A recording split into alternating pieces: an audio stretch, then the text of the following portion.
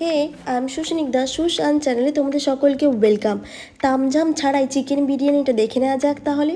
উপরে দেওয়া উপকরণগুলো দিয়েই আমি মশলাটা বানিয়েছিলাম। তারপর নুন, তেল আর দই মাখিয়ে শনিবার রাত্রে মাখিয়ে ফ্রিজে রেখে দিয়েছিলাম। রবিবার সকালে উঠেই আলুটা ভেজে ওই তেলেতে ঘি দিয়ে আর শুকনো গরম মশলাগুলো দিয়ে ভেজে নিচ্ছিলাম। হালকা ভেজে নেওয়ার সাথে সাথে পেঁয়াজগুলো দিয়ে দিয়েছিলাম। পেঁয়াজগুলো হালকা বাদামি হয়ে গেলেই আমি পুরো চিকেনটাকে তুলে দিয়েছিলাম। এবার চিকেনটাকে ভালোভাবে কষাবো। যেহেতু চিকেন কষাবো তো গরম জল দিয়ে সবসময় চিকেন কষাবে, তাহলে কী হবে, টেস্টটা খারাপ হবে না।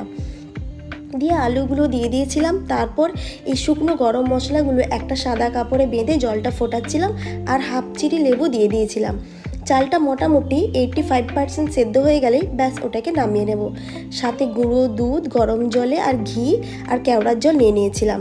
আর আমি ইউজ করেছি বিরিয়ানি মশলা হিসেবে এভারেস্টের শাহি বিরিয়ানি মশলা, তো ওটা তোমরা ইউজ করতে পারো। এবার চিকেন, আলু আর বিরিয়ানি মশলা আর সাথে ওই জলটা 1 চামচ করে দিতে থাকবো আর এইভাবে লেয়ার বানাতে থাকবো। পুরো চিকেনটা, আলু আর সাথে বিরিয়ানি মশলা উপর থেকে দিয়ে দেবো আর ওপর থেকে 1 চামচ কেওড়ার জলও দিয়ে দেবো আর ঘিও দিয়ে দেবো। আর চিকেনের মশলাটাও কিন্তু লেয়ার হিসেবে দিতে থাকবে, তাহলে খুব ভালো হবে। আর এইভাবে 20 মিনিট চাপা দিয়ে রেখে দেবে গ্যাস চালিয়ে। ব্যাস রেডি। Thank you.